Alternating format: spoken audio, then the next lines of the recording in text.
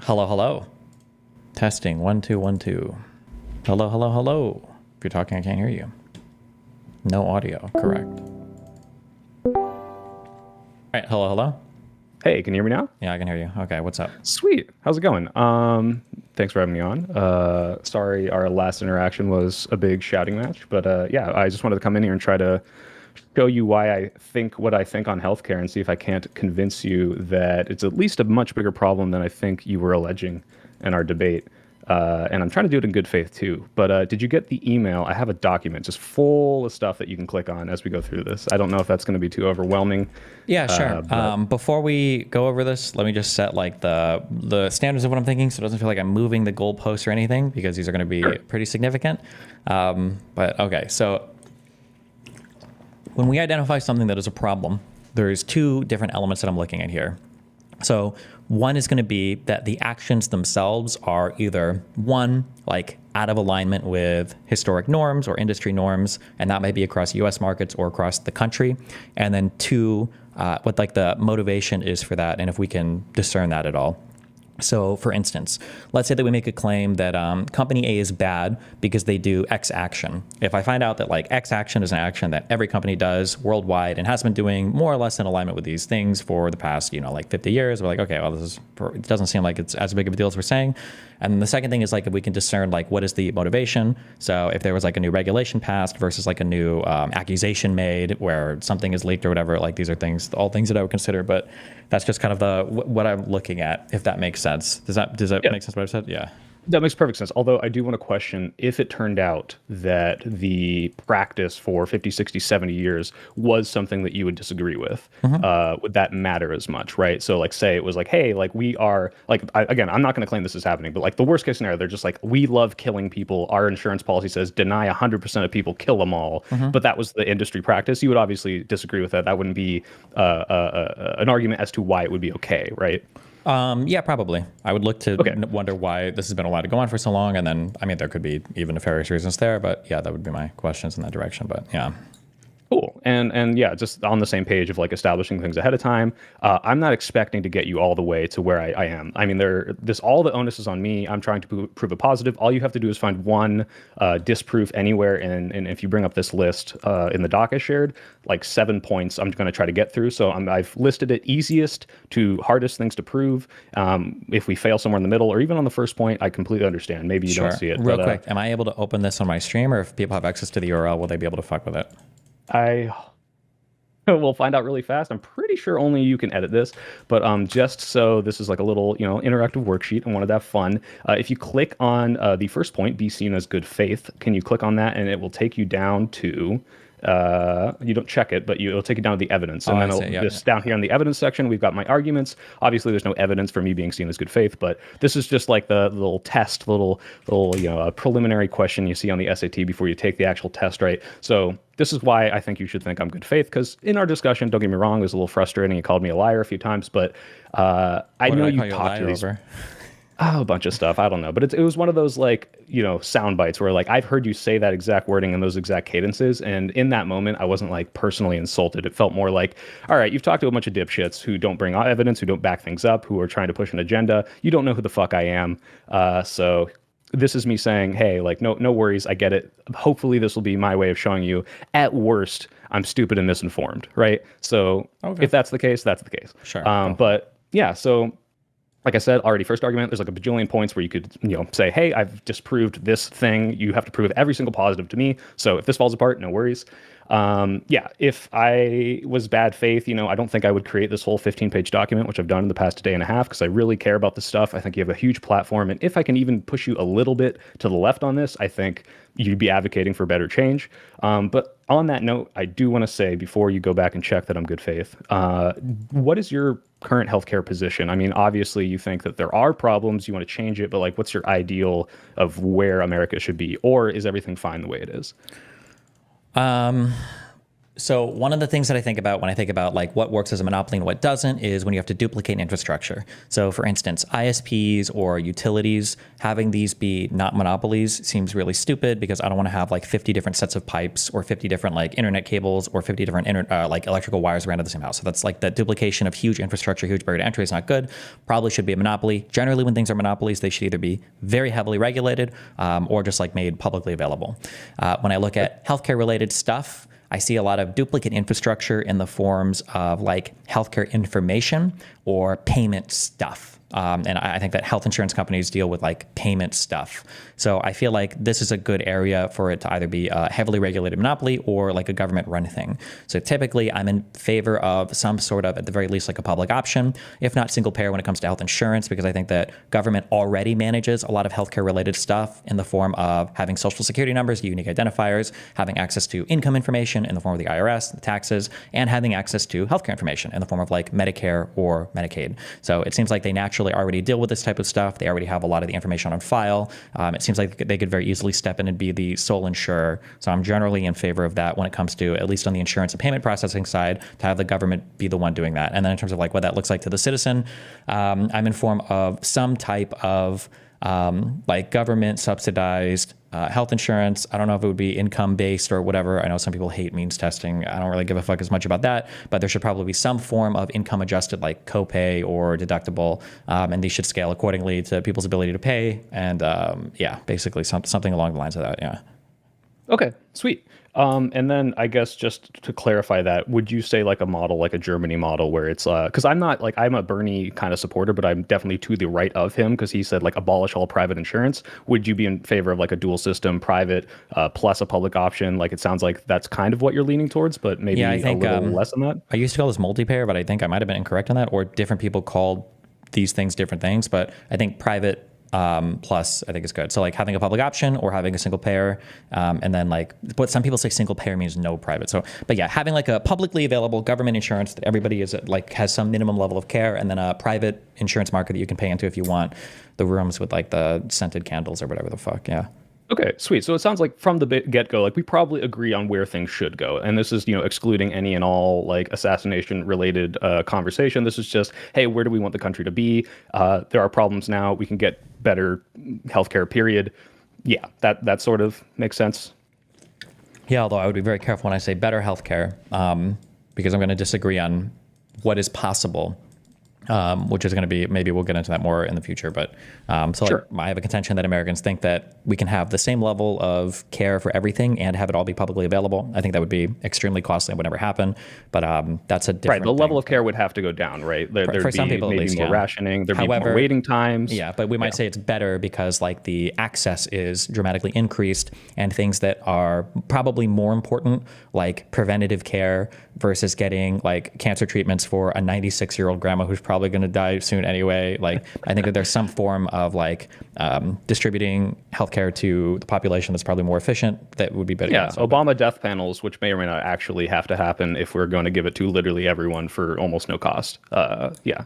Sure, yeah. But yeah, I mean, Okay, my argument would cool. be. So I'm sure I you're really good like at the that panel establishment. happened anyway. Yeah, It'll just be on the sure, phone with sure. health insurance companies or hospitals. But yeah, but okay, yeah. Exactly. And it's sure. like, it depends on the scale. But yeah, I'm glad we got that out of the way because like I think after that debate, a lot of people in my comments were like, oh, like I can't believe he's defending the current healthcare system when it was really, tell me if this is wrong, but you're skeptical. The whole reason I'm doing this is because you're skeptical that these unjust denials are happening to the degree, or maybe at all, or to the degree to which anyone is implying it happens. And then all the way down the line, that may or may not justify someone doing something crazy about it. But like just in general, you're skeptical of people criticizing the current healthcare system in the ways they are, not defending it for the way that it exists and isn't able to help everyone, right? Yeah, basically that people misidentify what the problems are, and people, because of the misidentification of the problems, can't speak to good solutions. Yeah. Okay, sweet. All right, awesome. So yeah, that the only other thing for good faith, I mean, so just to tell you my name so you can know me, I'm Niels. I have a background in aerospace and software, and like I said, I've been watching your stuff for quite a while. I really like the way you debate, so I hope you can get to know me on a more personal level, and this is less about like me trying to come in and be contentious. I'm really trying to change your mind because I think it would do good. So that's just my last argument there. So if you agree, as per the rules of the document, you can go back up to the checklist and check off be seen as good faith. Gotcha. Okay. If you don't, then we failed on BC. That's good. But you know, gotcha. you can't read my mind. You don't know. Sweet. Okay. Okay, so the first argument that I'm going to try to establish. So again, this is easiest to hardest.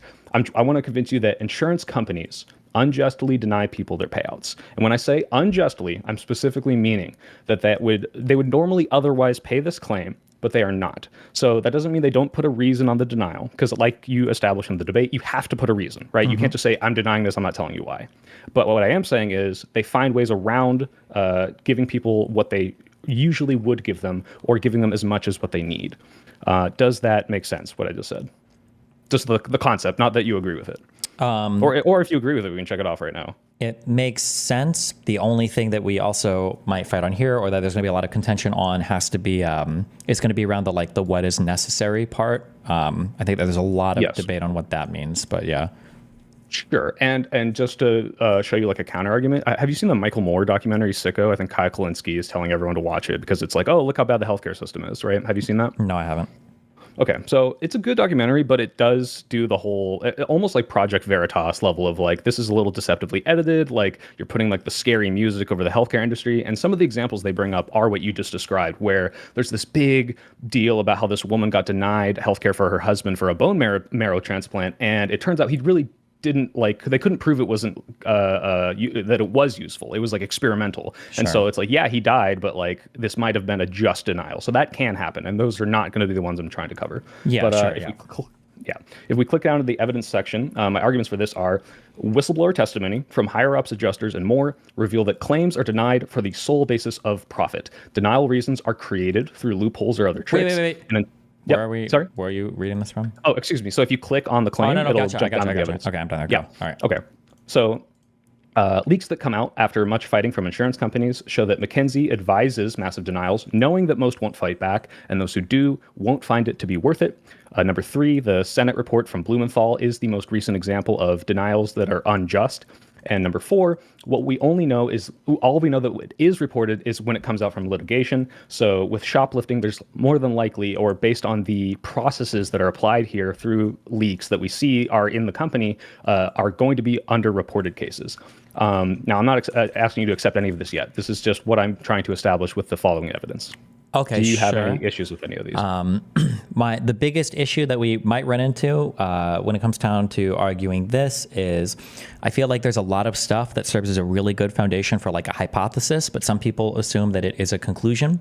So for instance, like a whistleblower saying they deny this because they're just looking to increase their profits might be like a simplistic thing that is actually reasonable, or it might not be happening, but because it's just the testimony of one person and it doesn't really say anything about what's happening, like it's like I guess like an example of this might be that like maybe in a I'll just stick to hospital stuff. Maybe in a hospital stuff, maybe hospitals code COVID-19 patients a certain way so that they get a bigger payout from the government. You're aware of this, right? Or a payout from whoever is paying, right?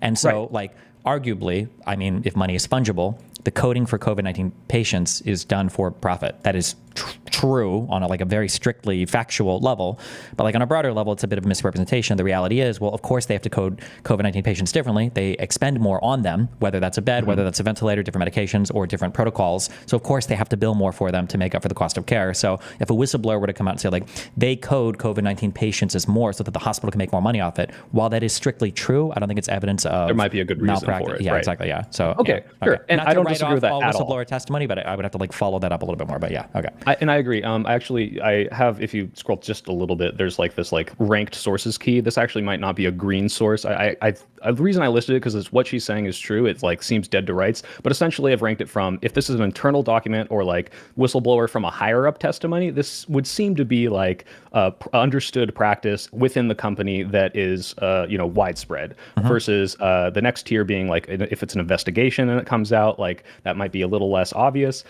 Next tier is an employee account. That's a lot less, that could be a begrudged employee. That is a lot less credible. They're not a higher up. They might not understand it as well. And then the last tier, red tier, is anecdotes, right? Because like we can see people saying, this hurt me, this denial killed my friend, whatever. That might not be true, or they just might have a gross misunderstanding of their options and what they could have done, right? Okay. But just on that note, real quick, on the anecdotes, like what is your perception that like these people, these thousands of people coming out and saying, hey, this is bankrupting me, hey, this is killing me, is it like a misinformation problem, or is it like this could be true, but the insurance companies might not be doing it unjustly, it's just the practice that they need to do to survive? Like, what's your explanation for that, just off the top of your head? It would depend on the particular thing, but it feels like to me, just on the anecdotes that I see pop up on Reddit and on the stuff that gets reported, that a claim will come out, somebody will say, not like an insurance claim, but somebody will say something like, I was denied an essential treatment for an issue. And then when you go into it, one of two things has happened. Either one, the stuff was like very clearly outside of whatever the coverage was that they had originally paid for, or two, that this was like kind of like the example you brought up earlier. There was like a last line, highly experimental treatment with a low likelihood of success, and they'd already exhausted like 6 or 7 other treatments first, and the chance of that last thing even working were questionable at best, and then the insurance company didn't want to spring for it.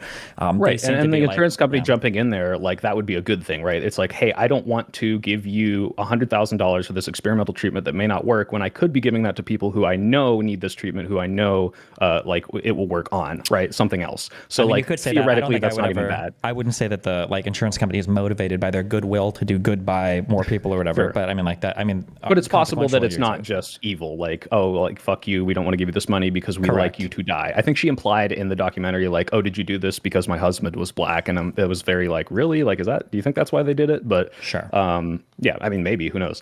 Okay, so then the first thing which I watched, which is, before I do this is old. Are we going to completely discredit anything if it happened in the past? I mean, no, everything happened in the past, technically, right? Sure. But I mean, like, the only thing that's important is that, like, my understanding, I could be wrong, but my understanding is after the ACA, there was a whole bunch of new regulation and everything that came in that changed the way that a lot of these insurance companies function. So I think it's good to look at. I think that's the one policy I think that you would have to affirm the positive for me on, which is, what did the ACA do that would prevent any of these things I'm about to show you from happening now? Sure. And like, yeah, that would be, I would want to see that for sure. Okay. But how are we going to do this? There's a link there, this Blue Cross testimony from Linda Peeno. I think this is like, wow, this is insane. Like, this is just her admitting all of the things that I'm claiming. But how do we watch this on stream? Do we just both click on it and then 3, 2, 1, go, or? I could click this. Okay. I think I can share screen with you and it'll share the audio, I think. Does that work? Do you see it? But it won't show up on my stream. Let me see if I can. Give me a sec here. Let me just add a window. Wait, what are you streaming on? Not Twitch, don't worry. It's YouTube. Oh, yeah, what is your stream like? I can link your stream at my stream. Oh, sweet. Yeah, it's let me just grab that for you. I appreciate that.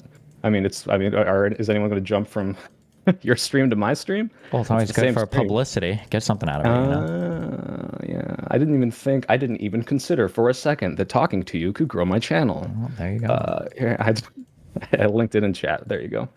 And, interesting. Okay, so yeah, you're sharing your screen. I can see that. Let me see if I can give that window to... We could also just push play at the same time if it's easier for you as well. Let's do that. Yeah, it's probably easier. Just 3, 2, 1, go. If you need to pause it. And do you want to do it in? I know you like watching stuff in 1.5 times speed, right? This is 5 minutes, but like there's a lot of evidence I have. So sure, we can 1.5 it. All right, I'm at 1.5. I'm 0. Count me down. Wait. Let me turn off this bullshit. 1.5, 0. Okay. 3, 2, 1, go. Good afternoon, Mr. Chairman, members of the committee. I thank you for the opportunity to be here. My name is Linda Peeno, and although the witness list does not reflect this, I am a physician. I'm a former medical director and medical reviewer. I did the job that was referred to repeatedly in the first panel as a physician manager for 3 healthcare organizations. I currently, though, primarily work in medical and healthcare ethics. I am here primarily today to make a public confession.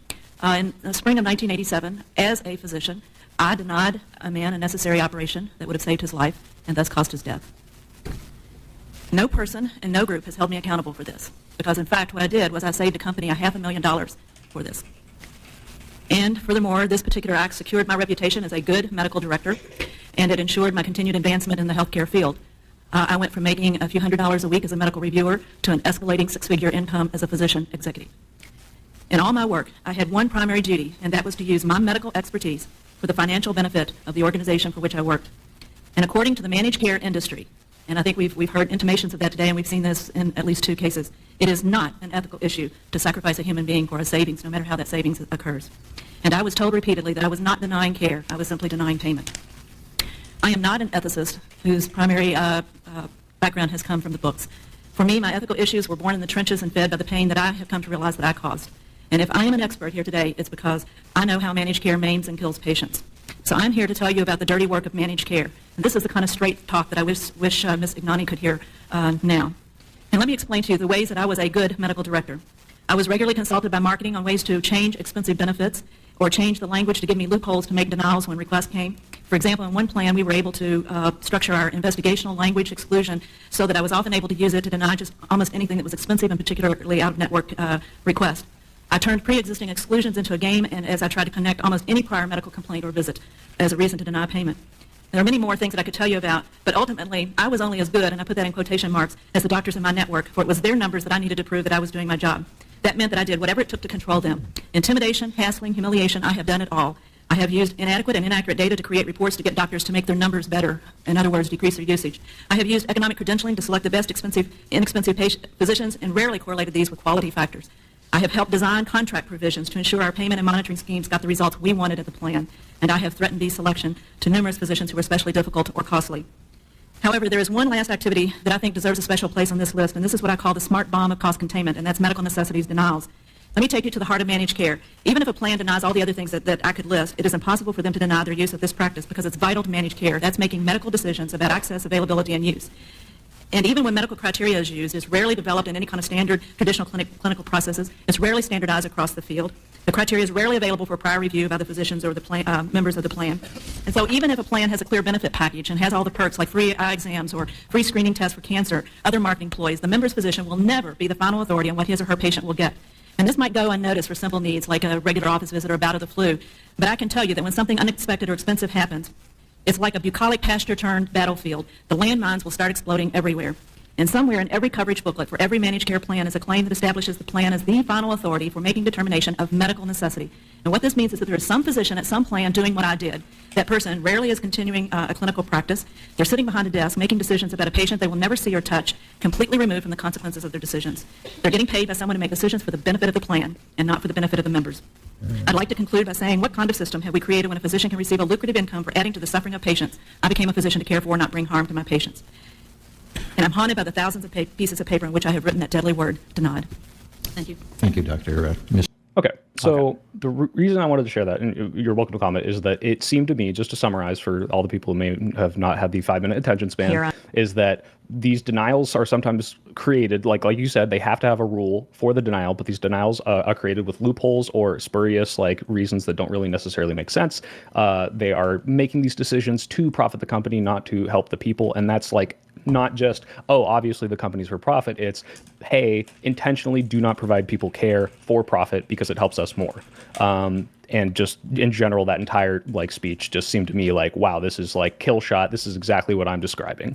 Maybe it's changed by then, but what did you think of that? So one of the, so I'll just go do a couple of things that I had written down. So she says she's a physician, she's a doctor. Obviously, a lot of these things we have to get into the weeds on. I'd be curious if she's ever said anything about what particularly happened. She said that she denied somebody some type of claim that resulted in their death.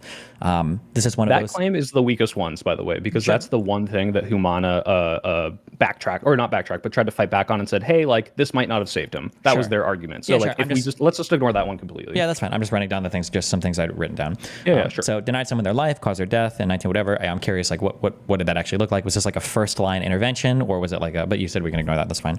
Yeah. She's saying some things that ideologically I am glad that she would say these as a doctor maybe, but unfortunately in other parts of the world, but we have to bring in reality. I don't know how appropriate it is to consider this a moral good or bad. She said it's not ethical.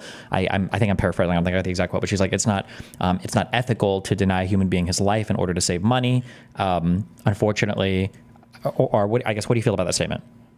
Okay, that is entirely dependent on to what extent it's happening, right? Because it's going to happen, period. You mentioned this in the debate. If we had single-payer healthcare, there is a non-zero amount of people that will be denied healthcare. It is rationed. It's a zero-sum game. Some people are going to have to be advantaged. Grandma who's 93, who needs cancer treatment to live a week, is not priority over 20-year-old who needs back surgery to be able to walk, right?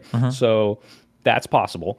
I think the issue here is, like, you would agree that in principle, inherently, that is not a bad thing, because sometimes you just have to do it in any system. It's impossible to help everyone. But that these people are doing it when they don't need to because they want to make more money. That is the claim I believe she is making. That's the claim I'm convinced is happening pretty much based on what I've read.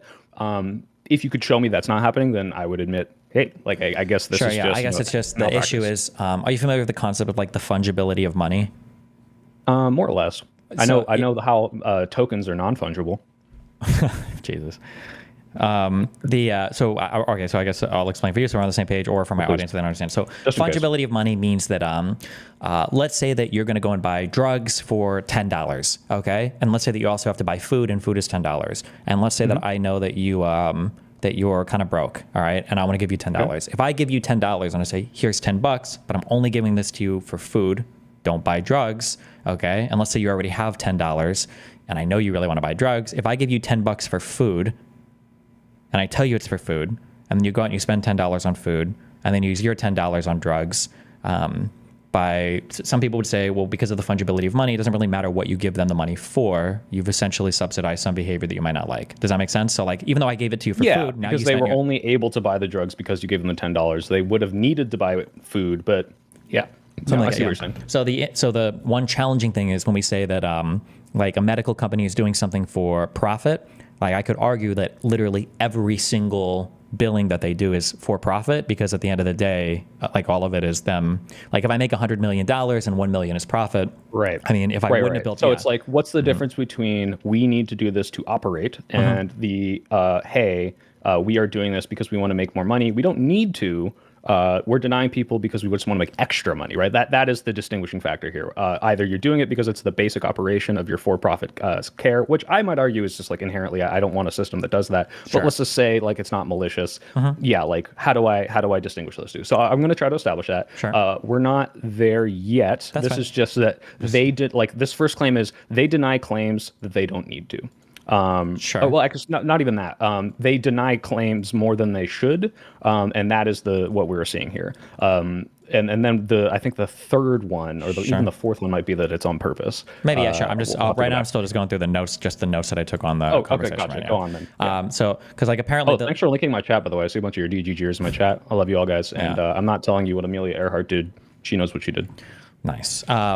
So like supposedly, for instance, so for the patient that she referenced that was denied coverage, apparently like the insurance that they had like literally just didn't cover heart transplants. Right, exactly. That's why I didn't want to talk about that one specifically, because I think she might have been indulging in that specific claim. Maybe, sure. It's more of the other claims. Yeah.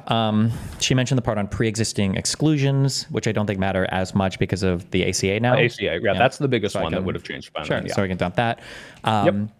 So since I've started reading more legal stuff, she brings up a word, and I would have to see this illustrated, where the word she brings up is loopholes. Oftentimes I find that when people say loopholes, they just mean like a thing they didn't read. Now, that's not to say that loopholes don't exist. I'm sure there are some, but I would have to see, and this unfortunately gets like very much into the nitty gritty or into the weeds. Like when we say loophole, that's like, actually what are we really saying? good. Yeah, go ahead. Let me stop you there, because I do want to ask. So let's say it is a thing they didn't read. So there are claims in that delay, deny, defund book that are some of the practices of the insurance companies are, hey, we know that if we let you know your rights to a lawyer will come in, you will pay for that lawyer, and you might get 2 to 5 times more on your claim than you otherwise would have. So it is company practice, and this is later in the doc, but I want to bring it up now. It's company practice to try to do everything in our power to omit the fact that you have a right to a lawyer, and in fact, drive you away from getting a lawyer. None of that's illegal. It's not technically lying, because you're not telling them they can't get a lawyer, but I would consider that unethical practice, because you are trying to steer someone away from their legal rights because you know it'll make you more money. What do you think about that? Like, is that a loophole? Is that, like, how would you consider that? I mean, I wouldn't consider it a loophole. I'd have to see how that plays out, because I mean, I feel like this could apply to literally almost every single thing in life that you do with another party, where you technically have the right to pursue legal representation and get it but I don't know if everybody makes it clear to you that like if you want, you can go and pursue like legal representation. I guess I would have to see what that looks like in practice. Well, you know how like they read you Miranda rights when they arrest you, it's specifically so that you can never say I didn't know I could have a lawyer. Like maybe not everyone listens to them, probably most people don't. But the point is like it is a legal requirement to tell you that you have this right, because if we don't, it might be tantamount to depriving you of your right. Because I understand what you're saying no. there. I feel like that's a really bad example though, because I feel like cops do engage in unethical behavior, and that sure they do. Because I think and not reading your Miranda rights would be one, right? Sure, I'm not even talking Miranda rights or any weird lefty shit, but like for instance, when a cop is asking you questions, like if a cop comes up and he says, "Hey, can I look through your car?" The cop probably doesn't have PC to do it, but they know that if they ask the question, you'll say yes. But citizens just don't know they have the right to say no, so you're literally just fucking yourself there. Whereas somebody saying that not informing you of the right to like go and buy a lawyer, like that's a whole bigger process. But I would just have to see how this plays out. Like there's a world where I agree with you. I don't think I would ever call this a loophole though. I would just say this is kind of like skeevy or unethical. Okay. Like, in my mind, when I'm thinking loophole, I'm thinking like you've bought insurance and this insurance authorizes all transplants. And then you find out that like transplant actually means we'll transplant you into a different hospital, LOL, or like something like really stupid like that. That's what I'm thinking is so like a it's loophole. Like legally it's not wrong, but you've really kind of skewed the reasonability of what those words mean. Something like that. Like if a good faith person is like doing what we would consider a reasonable amount of investigation into their policy, and that doesn't mean printing off and reading a 500-page EULA. Right. But it would just mean that like you've read through like the basic policy things. Like if there's something that you've missed there that you don't understand immediately, then I would say that that's unethical. That would be kind of like a loophole. Oh, so like the best real life example I can think of a loophole is phone companies will oftentimes say that we do not throttle your connection ever on a cell phone. You have unlimited bandwidth, but almost all of them will say after you've consumed like 23 gigabytes of data, we're going to deprioritize you, which in effect is almost always throttling you to like 700 kilobits per second. Oh, yeah. No, I had a cell phone company that said 5G unlimited plan, but what it really was is 2 gigs of 5G and then unlimited 2G. And at the time, 2G towers didn't exist anymore, so it was really just 2 gigabytes. Basically, it was actually fraud. Yeah, so I feel like that. So that would be like these would be things that I would consider loopholes. Yeah.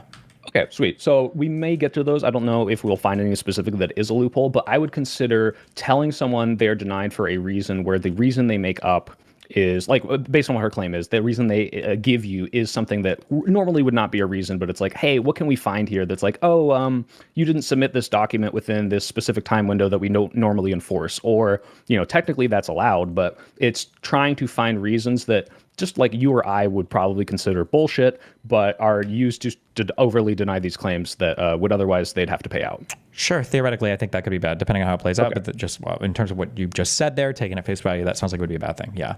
Okay. Sure. So I don't know 100%. Like in my mind, after everything I've read, I don't have like, oh, they are 100% doing this. Here's the legal document that is showing, let's do this. Let's be bullshit about it, right? Sure. I only have this testimony. So sure, I understand the skepticism. Yeah. No, but what I'm saying is the only reason it seems at this current point on that specific thing that we would even disagree is you are just more skeptical than me, which is totally fair. And that's why I'm just saying like, hey, like in the totality, all this stuff combined, none of it is dead to rights. Hey, this is the exact thing that is happening. This is exactly how many people are affected. Every company is doing it. It is more the totality of all this evidence combined seems to point that every time this comes out, which is very rare because it's only in litigation or whistleblowers, it points to the fact that a lot of people are doing this at much, much, much higher rates than they should be.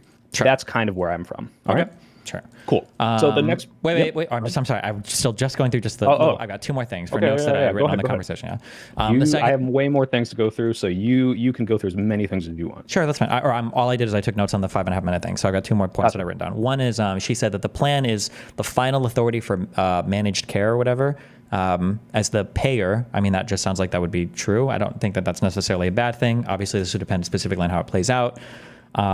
And then she dropped that line of the goal is to profit the company and not help the people, which I would agree, but I think that's not necessarily a bad thing. It just depends on how that plays out. Depends on how it's enacted. Yeah. Yeah. Okay. So these are the things that Okay, cool. So I almost want to jump to a third point now, because what really I think the kill shot here for whether or not these people are doing it in a way that is what you might consider unethical are the leaked business practices from any of these companies that say, hey, we are doing this specifically for profit and we are told to ignore the needs of the people. But Okay. let's just go through because we will get there.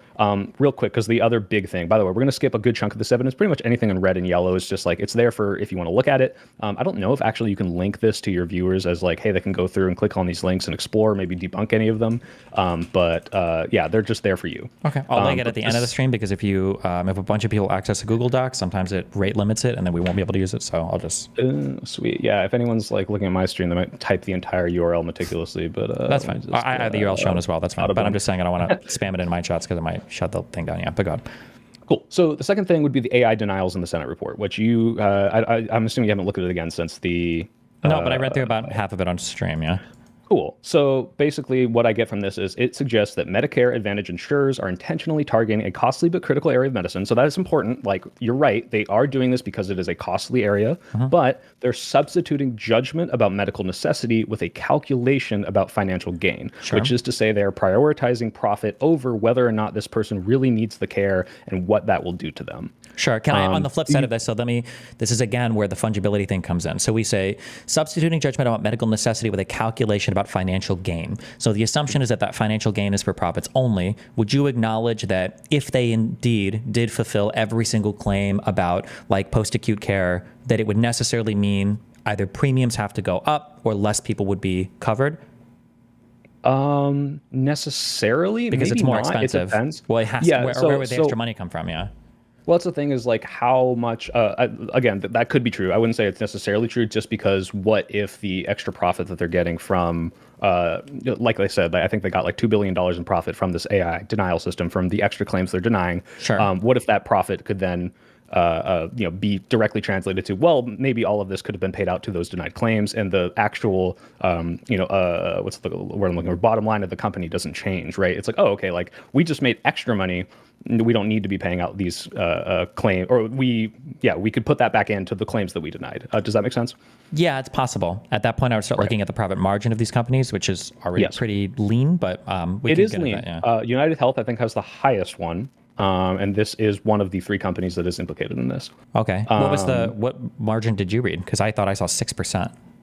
6%. Well, that might be the highest one. Are you asking me which company is the most profitable? Which healthcare? Or my understanding for UHC was 6% was their profit for 2023, which is pretty lean, I think, when it comes to. Oh, compared to any other business, like insurance, like you said, is incredibly regulated. They literally have like, all the insolvency funds that are regulated. They have like what they can invest in is regulated. They can't take risky investments. So like you're right. Like compared to any other industry, this is ridiculously small. But in terms of comparing it to the other healthcare industry people, they have the largest profit of the healthcare industry. That was my understanding. Okay. We can look at those numbers, I guess, when that comes up then. But okay. Yeah, it's also not like that big of a deal if it's the biggest or like first 3. The point is that they make a large profit compared to others. Now, maybe it's not enough for them to pay it back in. So, okay, so I guess what you would need to see here then is, are any of these denials causing pain or care, or like, is it like a zero-sum game where they have to do it to help other people? Like, what would your assessment here be to see that this is unjust denial? Wait, what do you mean? Say that again?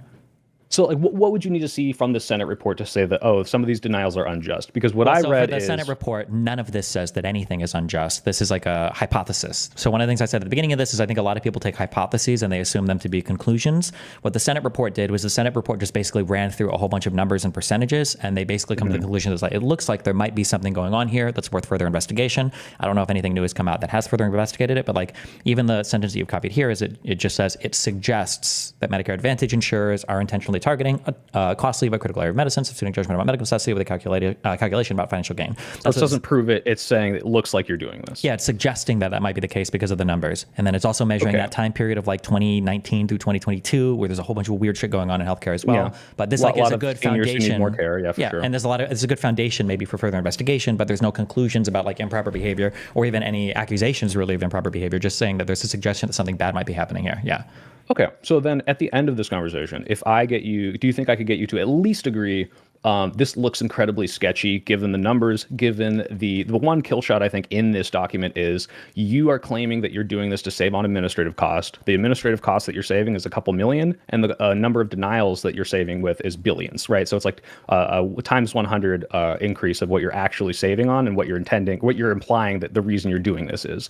Would you at least see that as, hey, this is pretty sketchy, we should investigate this. This could be what you're claiming it to be, but it's not proven? Because I would agree with that. I don't have the dead to rights this is happening. I'm combining this implication, this investigation, with the people claiming this is happening to them, and it could be spurious. It could be just misplaced.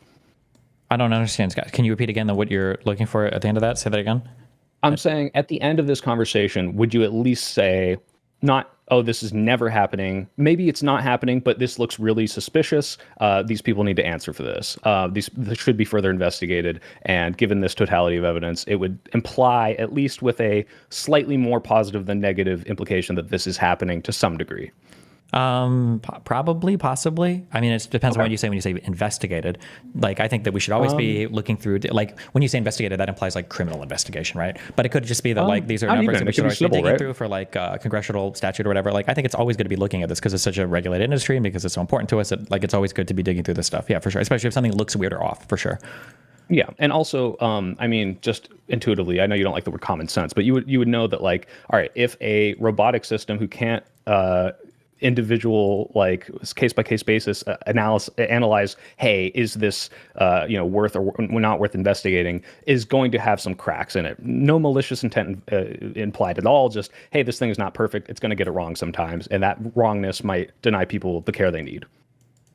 Yeah. What was the question for that? Like that it might be worth. It's like common sense, like that could be happening based on the fact that this is increasing by, like, I think some of them are like 16 times more denials than they normally do, right? Like, it's like, oh, like, even if you didn't, there are numbers that if they diverge enough, it demands an explanation, right? I would agree with that. Yes. I would think that this is a case. You don't have to necessarily agree. But sure. Okay. Yeah.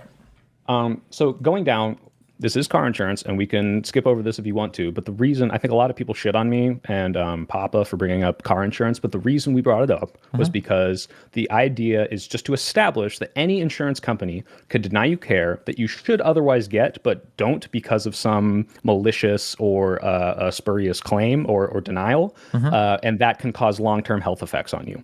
So the missed claims are the biggest one here. That's the minor impact soft tissue, or we call it whiplash normally. The reason I bring those up is whiplash, if not treated properly within 3 months, can cause long-term or permanent health effects. And it would seem, after we read through the McKinsey documents, which I'm not going to make you click on those, they're insanely verbose, but essentially this is what's claimed, and you can look into this later. They were denying missed claims en masse because they knew people wouldn't fight back on most of these because it's not worth it, because the payouts are so small, because litigation costs up to 50 to 100K. It's more worth it to the company to save by not paying these people out what they justly would have gotten had an adjuster come in and just said, hey, look, your claim is right, here's your money. Do you want to look into this, or do you want to skip it over because it's not health insurance? We can look into it if you want. The big reason why I say car insurance and health insurance are different is there are a couple things. So I would say that I think that markets solve better for car insurance for a few reasons. One is because your car is a bit less, how do I say this? I don't want to say less important, but like the... I mean, it literally is, right? Like, if your car breaks, you're alive, so...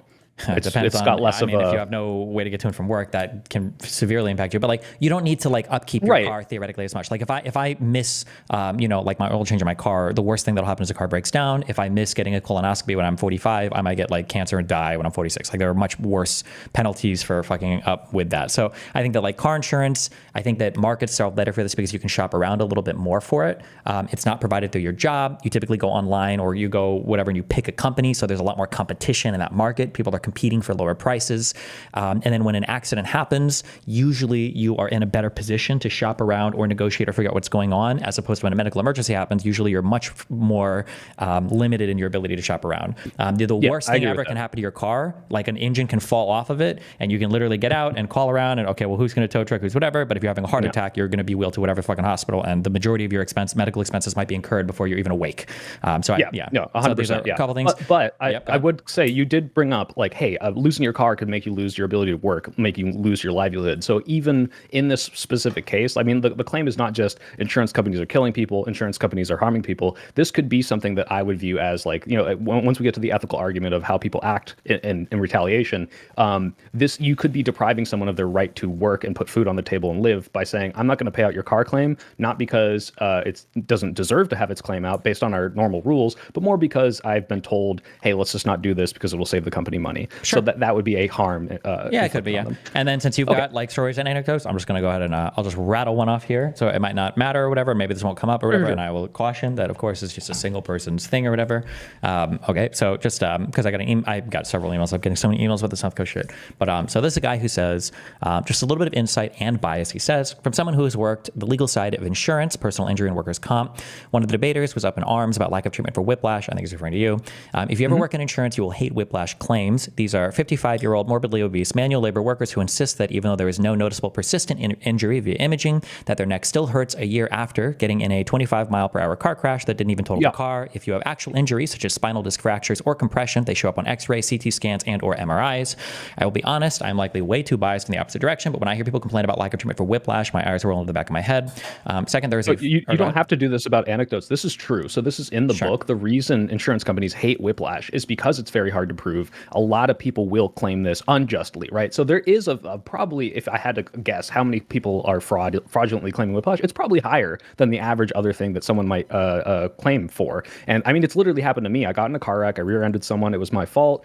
He got out of the car. He said, hey, I'm totally fine. Like, I'm just going to drive off. I'm not even going to wait for the police report. And then 3 months later, State Farm tells me, hey, you're getting sued for whiplash injury or something. Like, this happens. Maybe he was actually hurt, but I'm sure this is a big thing that they're bothered by. And so that's why when you're in these companies and it's like, this guy's right. Like I would suspect he's the average kind of person you would see in this company who's not like, hey, fuck these people. Let's deny every single whiplash claim because they're all pieces of shit. It's like, hey, there's so many fucking fraudulent cases from these assholes who are just claiming money from, like, stealing. They think they're stealing money from the insurer. They're taking it out of our pockets because they can't prove it, but we have to pay them out. Let's try to stop that, right? So the policy comes from a let's stop injustice, but it is then applied to people who otherwise should be paid out. That's the way I'm seeing it. I don't think it's this malicious hand-rubbing thing necessarily. Sure. Although we will get to the malicious hand-rubbing. There is some stuff in here that's like kind of fucking crazy. I can't believe. Yep. Okay. Following you then. Okay, go ahead. Okay, sweet. So the two things real quick here are these yellow claims. Yellow, I believe, is from employees, so not higher ups, but I guess you could call these whistleblowers. These are just both source, but these are people talking about the systems, the computer systems that are used for determining these claims. Adjusters were repeatedly and severely criticized for using discretion and judgment in evaluation and adjusting these claims, up to and including them being fired for not going with I think those two systems are Colossus and Examinate is what it's called. That's with an X. So essentially these systems are taking in all the data saying, okay, based on X number of weights of what actually happened, we recommend that this should be pursued, not suggested for litigation, et cetera. And a human being will then come in and say, hey, well, this makes sense, this doesn't make sense. And if they say it doesn't make sense, they are, shit on for that. They're discouraged. So I guess I would need to know particularly what the jobs are. This just sounds like a standard job to me. I don't understand what there's a process and a procedure for handling a thing. If you're going against that process or procedure, you would need either a really good justification for it or you would probably get in trouble. That seems fine. Yes. So I guess that would be combined with the evidence that what is said and claimed. I don't know if I have this quote right here. It might be one of the later ones, but more often than not, these systems are going to favor the company when they shouldn't necessarily. It's always going to be like, a house always wins thing. So the next quote was... Just to be clear, the systems will always favor the company because if it's not favoring the company, then it's just paying out every single claim anybody ever makes ever always, right?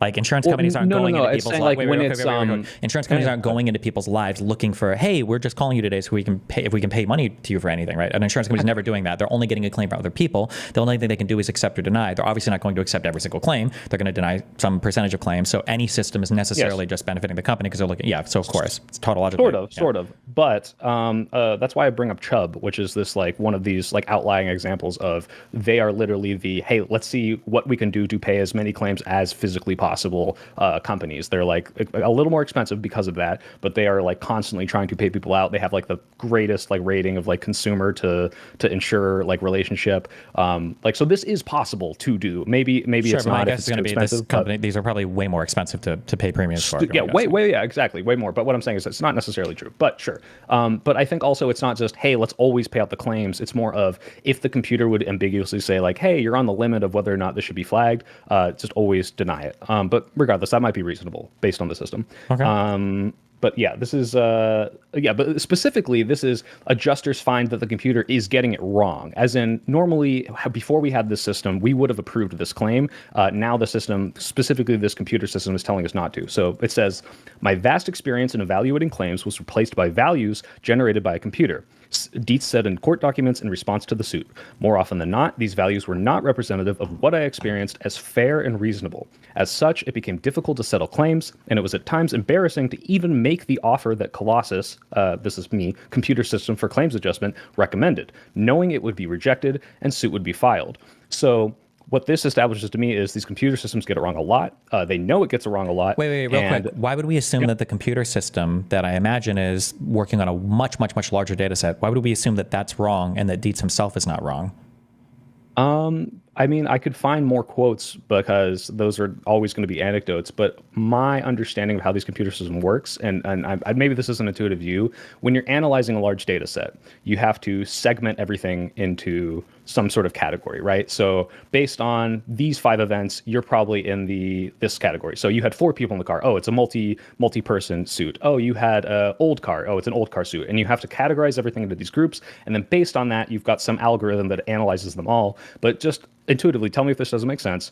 You're not going to be able to fully rationalize every bit of that information the same way a human would. And what these adjusters are coming out and saying is, hey, more often than not, this would seem like something I would have approved in the past. This computer system saying no, and we were told we can't go against it. Yeah, but I guess the question would be, why would I assume that the individual would have a better call than the computer system itself, right? Like, it could also be the case that there's an individual that might deny a particular claim that maybe the computer system say, well, we would approve this one. I mean, like, I don't know why I would assume like an individual. You would think you'd see more people coming out and saying like, hey, this is over approving claims, right? Which actually that did happen. Why would you ever come out publicly and say that? That would be like a horrible, I'm the guy that's going to come out and publicly defend my insurance company.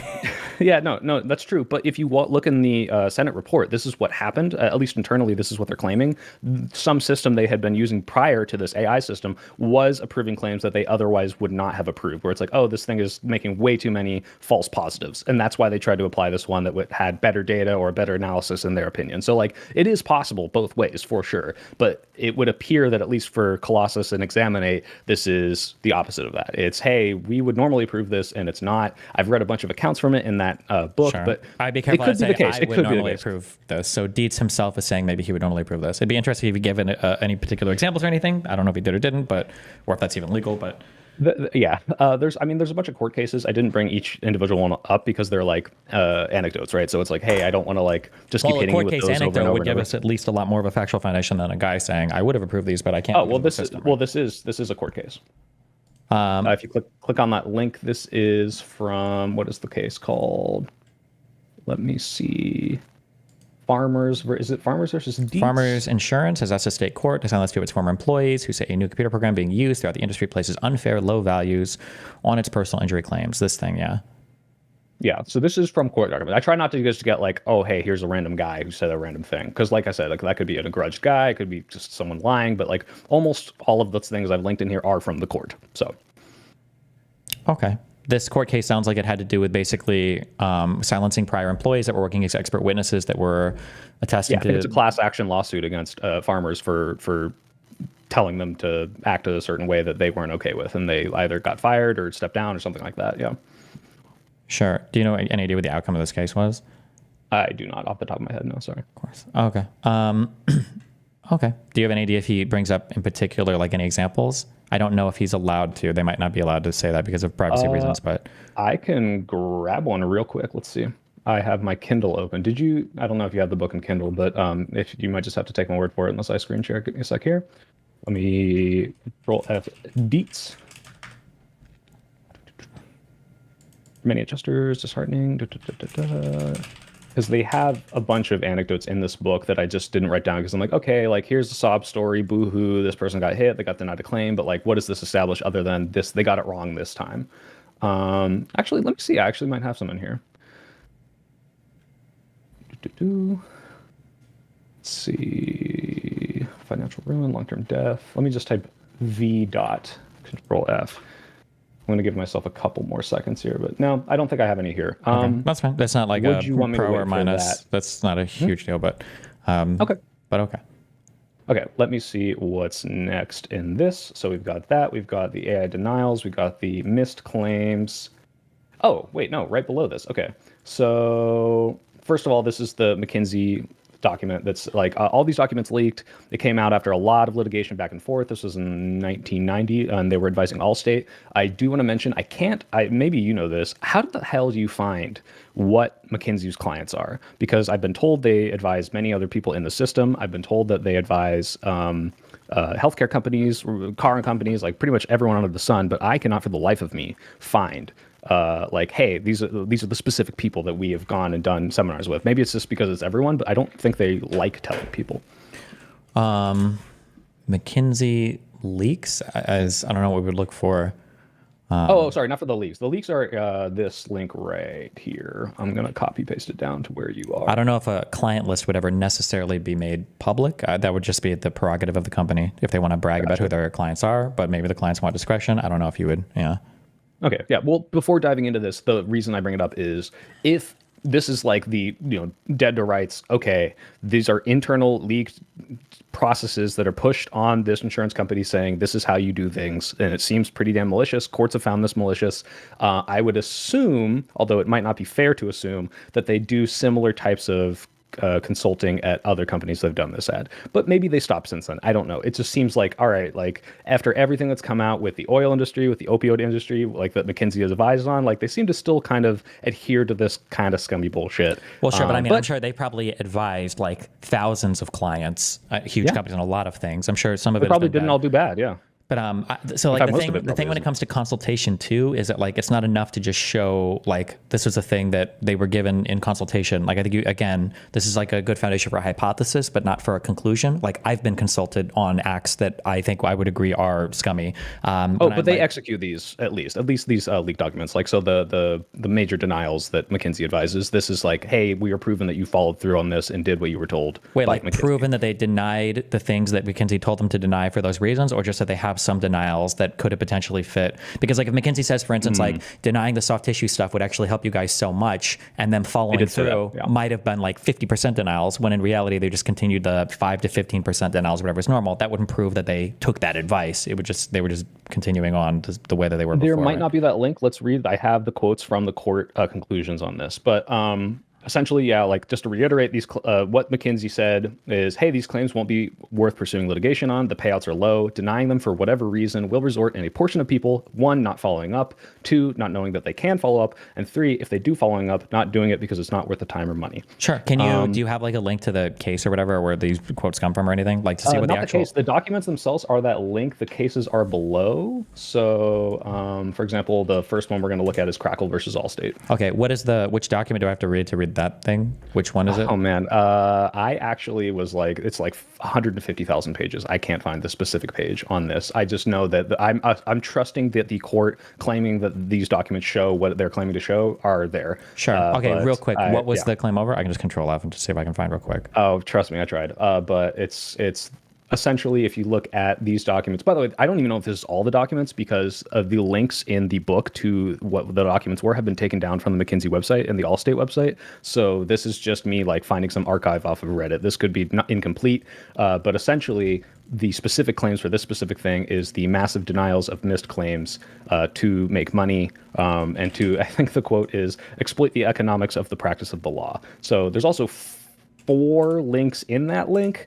Don't waste too much time on it. I did it and I couldn't find it. Well, then my question would be then, but then what is the, because we have a claim here. These claims are not worth pursuing litigation because they are low payout. Thus, denying them for whatever reason will result in a portion of people not following up, not knowing they can, and if they do know, not doing it because it's not worth the time. So the claim here is that part of the consultation that McKinsey provided was essentially a way to, in bad faith, scam your clients because they won't pursue things in litigation. And that claim will be established in the court conclusions, because that is what I'm relying on, not the specific documents, because I could not search parse through it. Yeah. So if you're okay with that, can we just go to the Crackle versus Allstate? Sure. Yeah, so in Crackle versus Allstate, they, quote, said, Allstate's conduct was so egregious and abusively defending Mist that it fashioned a new rule of law to provide a remedy. The insurance company has decided to draw a line in the sand on all cases like this. The court then posed the question, am I to understand that nothing I might say or point out to you would have any impact on your decision to consider settlement or not? The answer to the court's question was yes, which is to say, hey, we are employing these bad faith, let's deny all of these as much as we can tactics because it makes us money. We will not even take into consideration anything you say to us.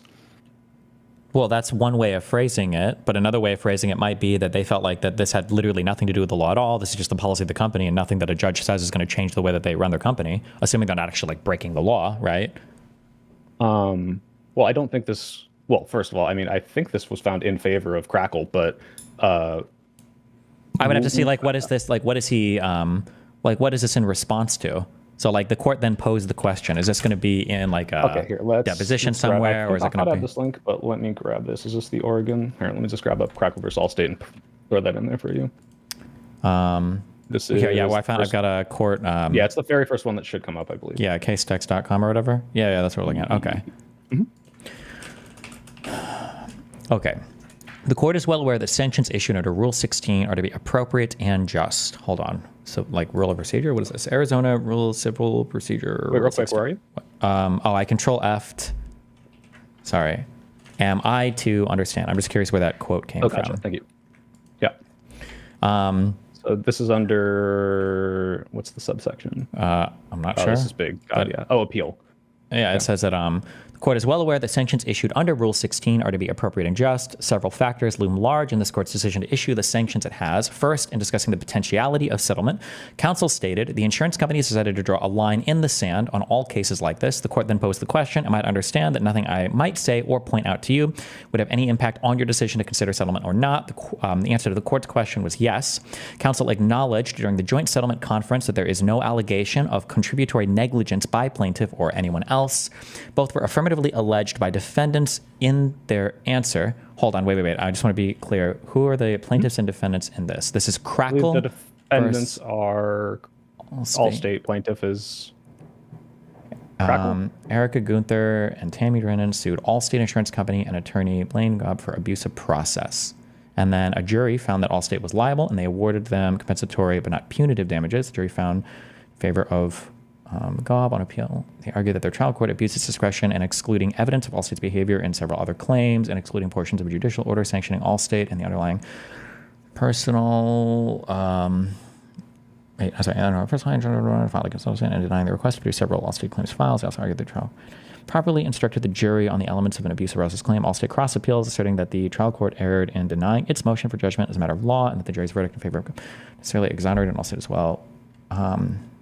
We affirm all of this. Okay, so this is just going over that appeal, I think. Okay, sorry. Okay, that there is no allegation of contributory negligence. Both were affirmatively alleged by defendants in their answer. Okay. Procedurally, the outline of the case, as has been pointed out in this minute entry, has appeared to be a war of attrition rather than any reasonable attempt to discuss the merits of the case. Furthermore, by trying to have Gunther and Drannan's attorney stipulate to cancel the settlement conference, defendants made clear that it was their intent to derail the court's directive to appear and participate in good faith negotiations and settlement nearly immediately after the judge's order calling for such conference. The other primary factor preceding the final straw is that counsel's and perhaps defendants' decision. When we say counsel here, counsel is Allstate, I believe, is what we're referring to. Counsel and perhaps defendant's decision to not participate to a meaningful extent was made clear that there was no discussion of any kind between counsel, the insurance adjuster, or the defendant. Or maybe that's not true. Maybe counsel is referring to something else. The insurance justice or the defendant conclusion. Those remarks included an inquiry as to whether the expert, Dr. Lawal, would in fact present testimony to attack the necessity of treatment. The response was that the doctor would testify with specificity that Drennan, who the defendants concede was 6 months pregnant at the time of the accident, should never have sought a medical exam. Who the defendants concede was 6 months pregnant should never have sought a medical exam of any time. It was at this point the court inquired whether the pretrial settlement memorandum did not contain the doctor's report as it was referred to within their memorandum, and a concession was made the doctor had not opined that no medical exam would be needed. Okay, so coming back to this quote, what are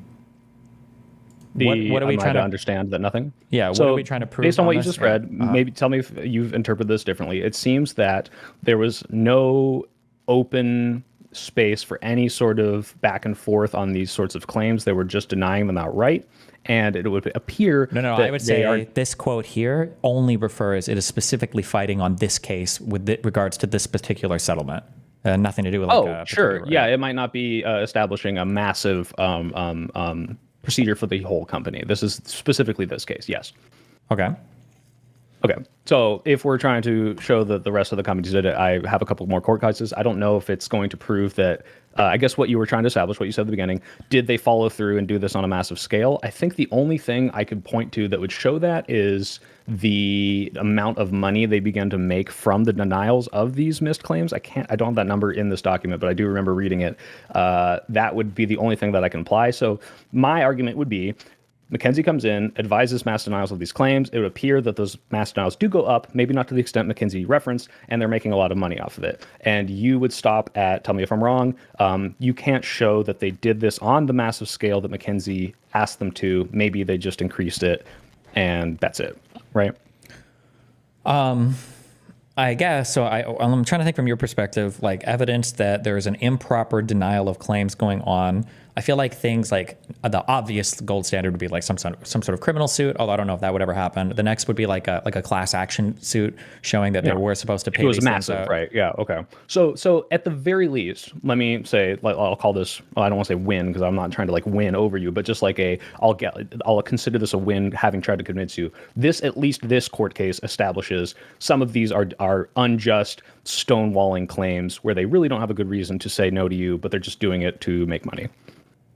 Just this one case. I mean, it seems like they lost the case, so I don't know exactly why Crackle lost the case, or Allstate lost the case. Allstate. My understanding is it seems like Allstate lost the case. So in this case, I would guess that at least a jury decided that they were improper in settling this, or in refusing to settle or pay out a claim. That's what it seems to be the case is. I said that hesitantly. I don't know the case, but it seems like for sure. Yeah, that doesn't establish widespread yet, not at all. I'm just saying, is it like, because this is the point we're still on. This is the longest one, the most evidence, by the way, for everyone watching. Like, this is going to get shorter as we go on, but just this one is, hey, can these people deny just claims? And it seems, at least in this one, they can do that. It might not be company policy, although I would think it would be based on the fact that they seem to increase them after McKinsey advised, but maybe not. I can't prove that. You're totally right on that. I'm just trying to establish that this at least happens. It's not never happening. It maybe not be as wide as people are claiming, though. That's totally okay. Although, I mean, I would immediately grant that right at the start. I'm sure. Yeah, I'm sure this happens. Yeah, even in the health insurance industry, I'm sure there have been cases where a health insurance company, even UHC themselves, has probably denied a thing that was challenged in court,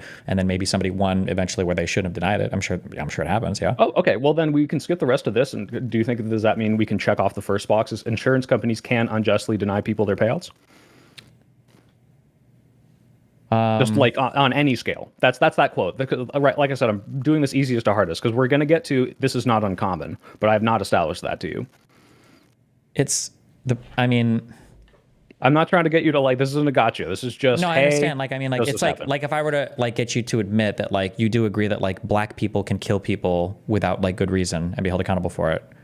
Like, would you say yes? If I laid it out in this document, it's like, can a black person kill a person without good reason? Yeah. But like, I'm not that, it's weird to check that off because I wouldn't, out of context, want to quote on that 100%. Yeah, I see what you're saying. Sure. But that's what I'm saying. This isn't a gotcha. Sure, I mean, just by a numbers game, I'm sure that there have been claims that have been challenged that are not, like, that end up not winning in court, I'm sure, right? Well, that's all this one is. This is all I'm trying to establish. We're not at the other point. And this is not me winning. This is not me having convinced you. Yeah, no, this that's is fine. Just, you're good. You don't have to qualify. You're good. Yeah, sure. Well, I want to, because in case you're trying to, like, not save face for your audience, but essentially say, like, look, this is not me conceding the entire point, which you're not. Exactly. This is why I built it up. I buy more bullets than anybody in the world. I don't care about biting a bullet. You're fine. Go ahead. Okay. Not as many as Brian Thompson. Let's see. Okay, so The next point. So I'm sorry, I didn't click up here. Did you check off the second one? You did. Okay, cool. Sweet. So the third point is, and maybe we can check this off immediately. We don't even have to go into this. Yeah, I would automatically agree with this. It could cause financial ruin or serious long-term harm, or potentially death, depending on how you define death. Sure. Yeah, and specifically in the post-acute care one, this is what I guess just on this point, how we can extend this to what would I say, like a more common practice. I don't know how many people this applies to, but in the stat, and you can see in the green highlighted thing under this evidence, the stat investigation, which is the thing that kind of led to the Senate report. So stat, if you don't know, is like a media corporation that went in and tried to investigate NaviHealth, and that's a subsidiary of, or maybe a sister-daughter company of United Health, to see like, hey, what are we cutting off? Who are we denying this post-acute care? And in those specific cases, they see, all right, some of these people, like you said, Medicare Advantage, it could be supplementary or it could be a replacement to A and B, but people that are denied post-acute care can die from it, and on a massive scale, depending on what it is, right? So if it's just, physical therapy or some crap, probably not. But if it's, hey, I need these antibiotics every day, and when you deny me today, I now have a week to find a new health insurance plan, but I might not have my antibiotics, right? Sure. So I'm going to go by, I'm leaning again, unfortunately, so much of this is anecdotal, but I've had a couple physicians email me this, that when we talk about like post-acute care, post-care that's being denied, that it's generally not in the form of like, this patient is septic and he needs to be managed somewhere, or this patient, like you said, needs antibiotics, something like that. Generally, it's in the form of like, this patient needs physical therapy. A doctor might recommend them to physical therapy like place so they could stay up for 6 weeks. Yeah, but in reality, that's probably the majority, right? But in the reality, the insurer says like they can probably do this physical therapy at home, so they would get like a visiting nurse or something instead. They would do something like this. It's exactly. Not, I'm only bringing that up because you just gave the example like they need antibiotics and now they die because they're being discharged without it. I don't believe that those are the kinds of denials that they're doing. So that's not a majority. I have not two even you anecdotes saying not a here. majority. I don't think that that's the rule at all. That if it's something that's literally going to lead to your death directly like that, then not only should that not be being rejected, I don't even think a hospital would discharge a patient like that. I don't think hospitals would ever discharge somebody like that. Yeah. But as far as the two anecdotes that I found in the stat stuff, it seems like at least something that severe is happening. So if we scroll down to the next yellow thing, say patients who are sick and need daily infusions may not have alternatives. Hold on. Does this look yellow to you or orange? Yellow or orange? I mean, not. Okay, this is very orange to me. So I'm having a red flag. But sorry, go ahead. You're good. Yeah, no, I'm colorblind. I'm untrustworthy. So it said, this is just a quote from the stat article. I've archived all of them. You can see it below. In 2021, employees raised alarm. So this is like on a massive scale, right? Like the employees plural are saying, maybe it's only two, raised alarms that efforts to bypass the algorithm and pay for longer rehab stays were getting slapped down at higher levels of the organization. Multiple cases involved patients who were still so sick that they needed daily infusions to treat infections. Now, what happens when that doesn't happen? Maybe it's death. Maybe it's exacerbated circumstances. But what this is showing me is that if you need a daily infusion and you are denied care, maybe you can find a replacement. Maybe you have to pay out of pocket. Maybe there are alternatives. But if you can't get those in time, as in the next day, bad things will happen. That is what this quote is establishing. That would be very surprising to me. I would have to dig into that a little bit more because that sounds like that seems like it wouldn't be the case. But I mean, I would have to see. What would your skepticism here be like? The hospital patient is so sick that they needed daily infusions to treat an infection. I don't even think insurance would come into play there. I don't think that a hospital would discharge a patient like that. Like, I don't think that forgetting insurance or anybody even ability to pay, I don't know if a hospital would discharge that patient. Okay, maybe not. I mean, I don't have the exact quote that said, and then we discharged them and they died. The next quote, again, anecdote, the one in red, is this kind of story about how something kind of happened in this case. And we'll just read through it, and maybe this is establishing what you're looking for, maybe not, but can I read it too? Yeah, where are you at? Yeah, so down below in red, the claim is, even without death, immediate denials can cause severe health outcomes. So and I spelled severe wrong. And I spelled it even wronger. Can I read it? Yeah. Okay, so but the concerns voiced by NaviHealth's former employees echo the experiences of family members on the receiving end of denials. People forced to watch their loved ones suffer after being cut off from care prematurely. I felt like we were targeted, said Gloria Bent, 78, the widow of Gary Bent. Now, before I get through this, he did not probably die from this. He died like a few months after this happened. A retired physics professor at the University of Connecticut who needed rehab care after undergoing brain surgery to remove a cancerous lesion. She said she successfully appealed two of NaviHealth's attempts to cut off payment for her husband's stay in a skilled nursing facility in July 2022, but the company's third denial stuck, and her husband was sent home with a fever and a throbbing pain in the head and neck. She gave him the Tylenol and tried to keep him comfortable, but the next morning we could not rouse him, Ben said. When we were able to rouse him, he did not know who he was, where he was, or who I was. Now, maybe he was just old. I'm assuming that was not the case before. She called the emergency help, and her husband was taken to the hospital, where he spent 3 weeks recovering from bacterial meningitis. And then, he died months later, but I don't think that was, maybe it was because of this, but this appears to me of, hey, we immediately cut them off. We sent them home. They did not get that daily care that they probably needed, but the computer decided they didn't, and it caused bacterial meningitis, which was an incredibly this would have to, this would be things thing. Because this doesn't even look like it involves insurance. This almost seems like medical malpractice. If you're sending a person home who just had a brain surgery and they're having throbbing pain in their head, and then the hospital is trying to discharge that patient, and then they come back the next day and they have meningitis, this is like hospital malpractice. Like, I think you could sue hospital for inability to do this type of care. That seems okay.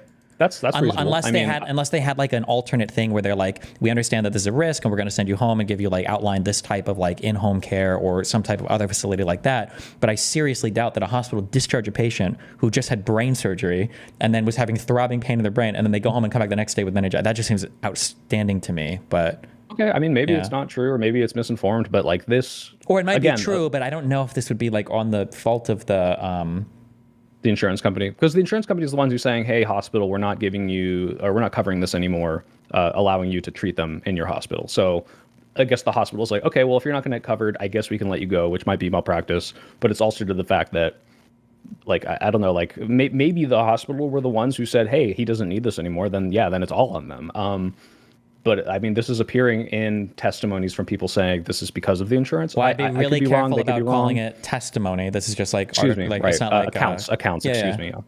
But I'm just saying that, just in terms of knowing how any of this works, this is I don't understand what this has to do with insurance. This is medical fuck ups. It seems well, not maybe. If you went home and you have meningitis, you're and the hospital didn't catch this at all, and that's why you're throbbing pain. That's a big problem, right? The implication to me was that he might not have immediately had this bacterial meningitis, and because he no longer was on the care and went home, it developed. And it might not have had he still remained in that facility. I could be wrong about that. Well, it says in the article, it says the company's third denial stuck, and her husband was sent home with a fever and throbbing pain. So her husband was sent home. Oh, so he already had the fever and then the next morning he wouldn't wake up.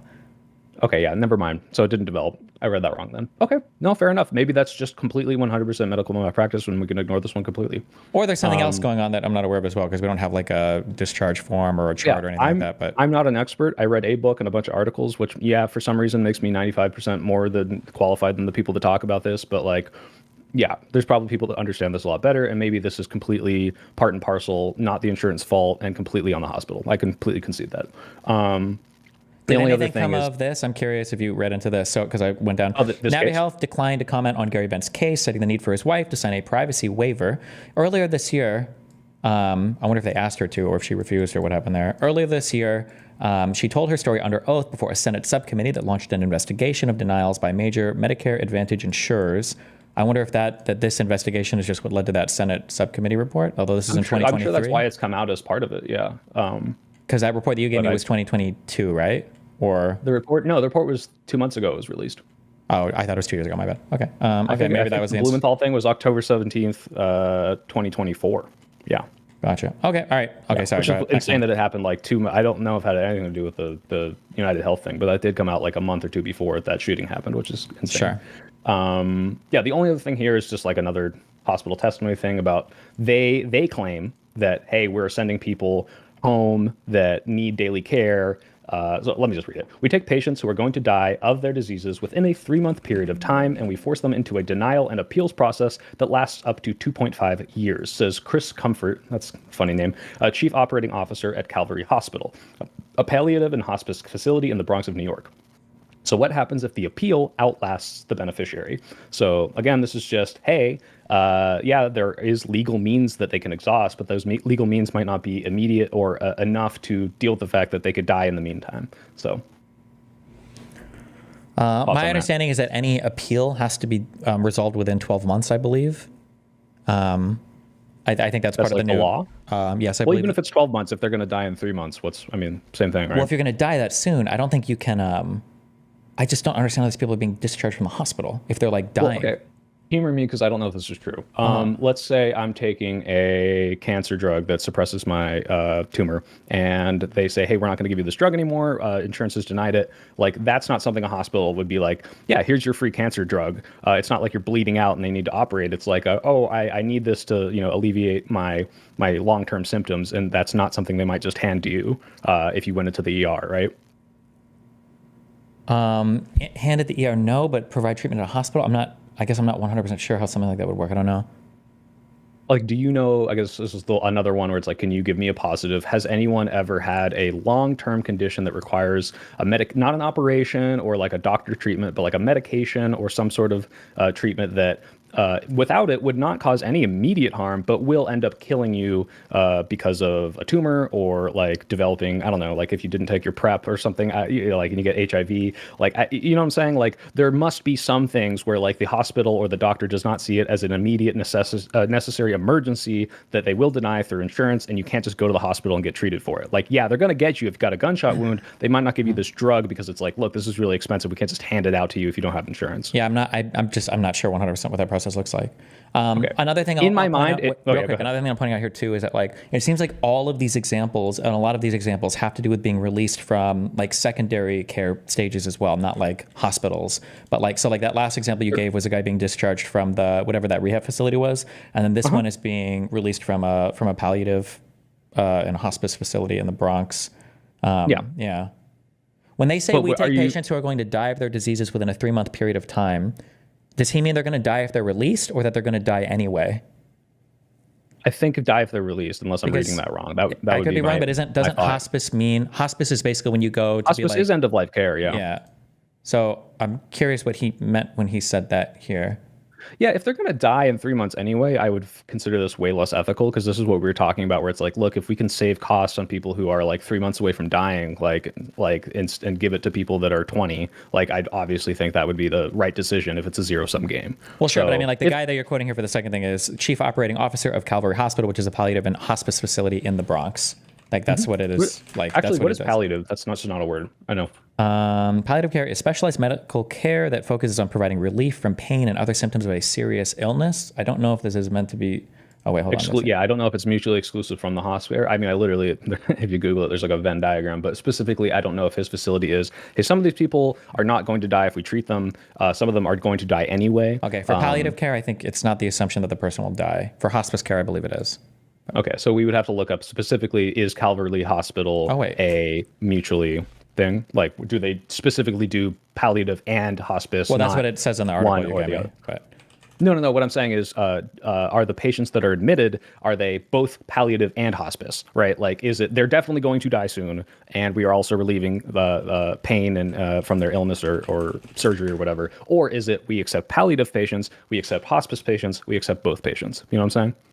Yeah, I understand. Yeah, I don't know. Okay. But I mean, the fact they do hospice and palliative, so, but okay. Okay. So yeah, what's next? Go ahead. Do we check off? I think you already kind of said this, but yes, this could cause financial ruin, significant long-term harm, or even death.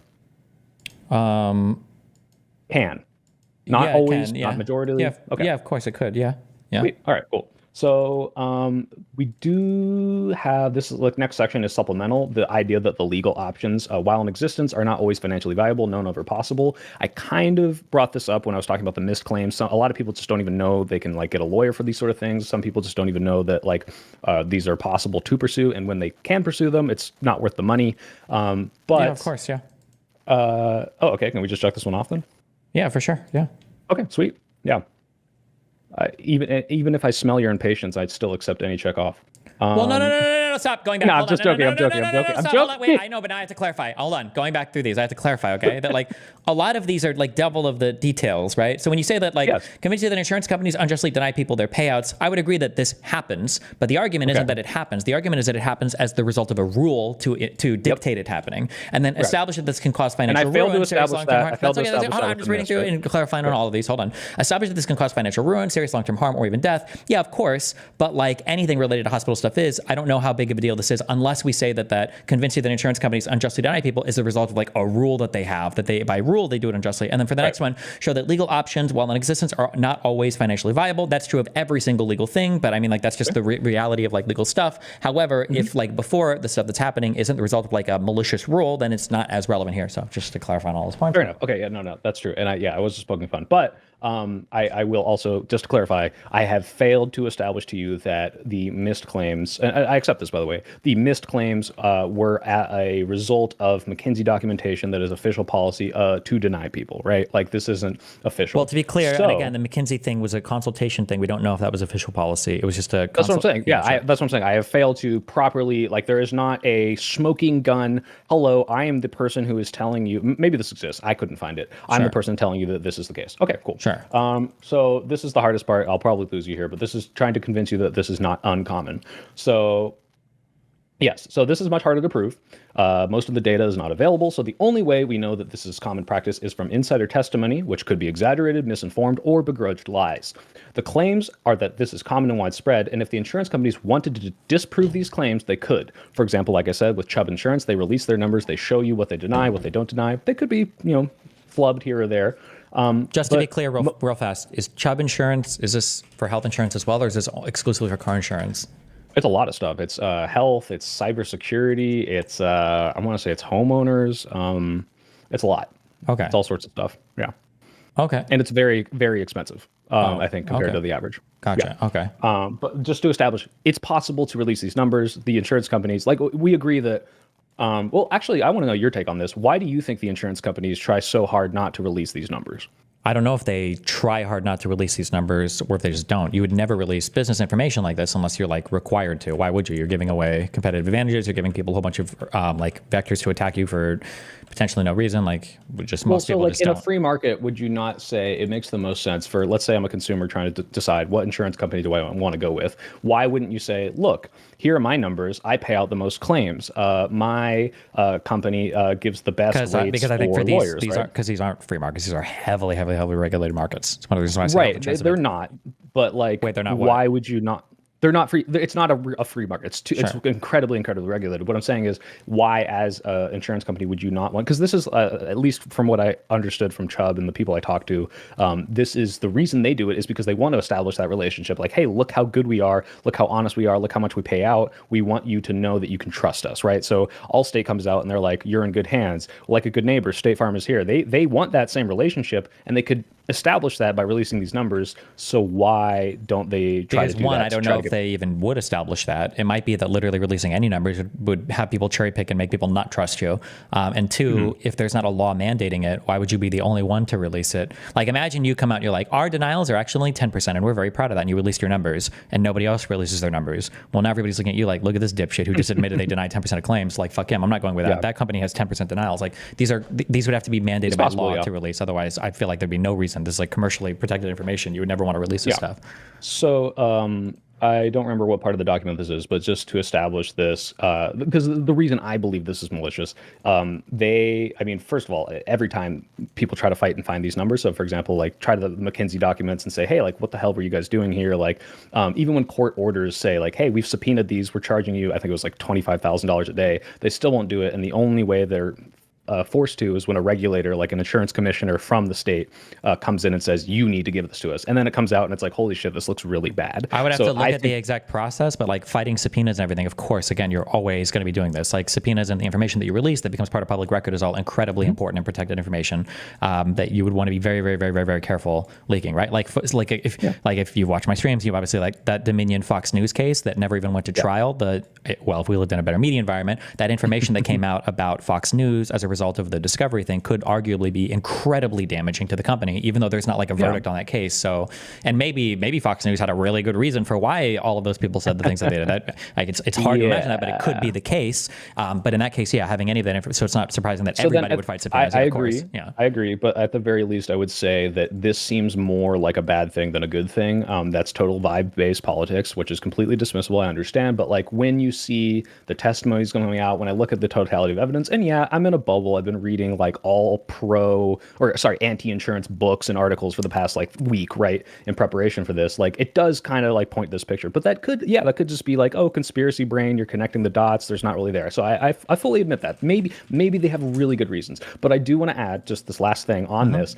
I think it's the McCarran-Ferguson Act of 1945 kind of established that they don't have to release this information, but also it's the stipulation of antitrust laws apply to most of these companies, except they're allowed to share a lot of this internal data with each other so that they can figure out, not to accuse them of price gouging, but they share this data to say, hey, where are you kind of placing this? Like, where are you kind of placing this? Like, how many claims do you deny? Like, it seems like they share these numbers with each other thanks to that. And maybe it's all good practice. Maybe it's like, hey, we don't want to go too high, too low. But that to me seems a little more like, hey, you're releasing it to each other, but not like, it's not clearly not business secrets. Like you're doing this because, maybe you want to like screw people over more, but maybe not. I don't know.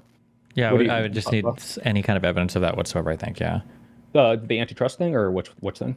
The fact that it's done like maliciously or done in bad. Oh, that it's done maliciously. If you want to if you want to do like a vibes-based thing, like another thing that hurts too, and this is the same like vibes-based. This is just like heuristic that I apply to a lot of conservative claims about like evil trans. Are you fidgeting with my document right now? Are you stimming? I can see your cursor like jumping. It does that, yeah.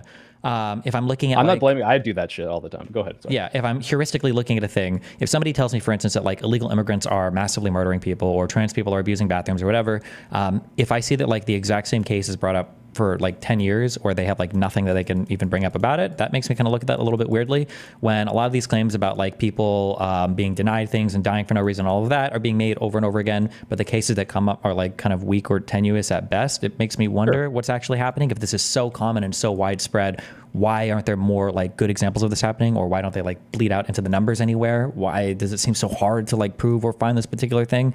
That just on a heuristic vibes level, that's what makes me question it there. But yeah, and that's fair. And like I would say, obviously, like they're not releasing the numbers. They fight and they lobby with the NAIC not to release those numbers, but that could be for completely legitimate reasons. But I would ask you, because I've seen you talk with right wingers about this, and this was like, I didn't think I would be fight you on skepticism in this. I thought we were totally going to be off in the CEO debate thing. So when I heard you question this, I was thinking about how you've debated right wingers and they've said, prove to me Trump's a racist, prove to me this guy's a racist. And they would not accept anything unless you had the kill shot, like dead to rights scribed contract that says, I do not like black people or something like that, versus, hey, let's look at their actions, the way they describe these things, the structure and the system they try to propose. Like it seems to me that they are racist without having explicitly said something racist. And I feel as if maybe not an undue amount, but there's a large similar amount of like onus on me to prove this, where I don't think you would necessarily need nearly as much to prove someone else is a racist. Sure. So what do you think about that? It's an unfortunate example because I don't think I even necessarily make the claim that Trump is a racist, because it's not like a claim that I care about. Although I understand the general point that you're making, that I'm not looking for like necessarily a smoking gun. But the problem is that all I've gotten in all of this is like hypothesis at best. There hasn't been a single evidence of like systemic or rural wrongdoing at all. There has, even though like the individual stories don't seem that compelling. It's an incredibly heavily regulated industry. I am aware of that. I know like the end numbers for survival rates of cancers and all that. Like there's a lot of evidence that points in the direction of it doesn't seem like there's some widespread systemic horrible thing. And for all the people claiming that there is, there just doesn't seem to be anything strong pointing towards it. Like I'm not looking for necessarily a smoking gun. I'm looking for like even for any smoke or any gun or anything at all. And I just don't see anything. So you don't think McKinsey having this? Okay, let's do the McKinsey stuff. Do you think the McKinsey stuff, the advice given by McKinsey seems to be malicious? Just the advice. So even if I would agree that all of that was real, that would only be a hypothesis. I would need to know, like, was this even implemented? Did it impact anything? This is still Right. like car insurance. But also the issue, wait, hold on. For the McKinsey stuff, I don't even know where that comes from. And I still haven't even seen that, because now I'm kind of wondering, like, did they even give that advice at all? Like, I'm really curious about that, because I feel like if these are leaked documents and they did say that particular thing, I feel like this would be like immediately and easily accessible on the internet. And now I'm wondering if this was like McKinsey, that's what's funny is like they're kind of hidden. But if I just say like, hey, McKinsey leaks Allstate. Sure. Wait. Like, I'm gonna use the restroom real quick. Wait, you find that? One sec. I'll be back. Yeah, sure.